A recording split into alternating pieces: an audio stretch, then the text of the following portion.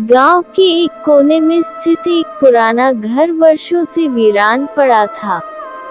लोग कहते थे, वहाँ रात के समय एक चुड़ैल घूमती है जो हर आने जाने वाले को डरा देती है। लेकिन बूढ़ी दादी बताती थी, ये घर कभी बहुत खुशहाल था।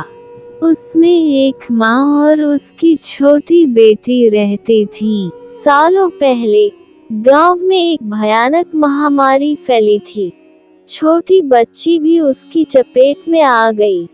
माँ ने हर संभव इलाज करवाया, लेकिन जब कोई उपाय न चला तो वह जंगल में एक तांत्रिक के पास गई। अगर तुम अपनी जान कुर्बान कर दो तो तुम्हारी बेटी बच सकती है। माँ ने बिना कुछ सोचे समझे अपनी जान देने का निर्णय कर लिया।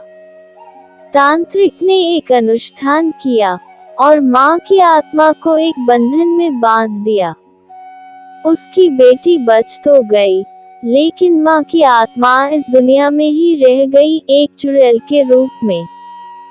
धीरे धीरे उस घर से अजीबोगरीब आवाजें आने लगी। रात में किसी के रोने की आवाजें आती और कई लोगों ने एक सफेद साड़ी में लिपटी छाया को घर के आसपास भटकते देखा। डर के मारे लोगों ने उस घर को चुड़ैल का घर कहकर छोड़ दिया। एक दिन गांव में एक नौजवान अजय आया।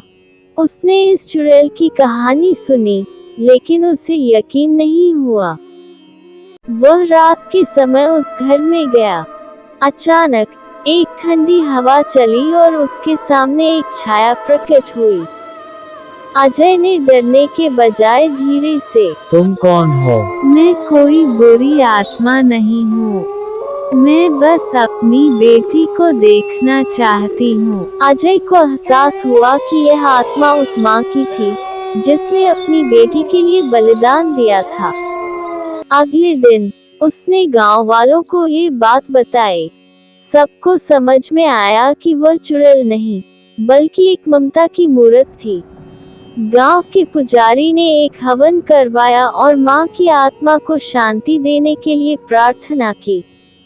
जैसे ही अनुष्ठान पूरा हुआ, घर से एक हल्की सी रोशनी उठी और मां की आत्मा स्वर्ग की ओर चली गई।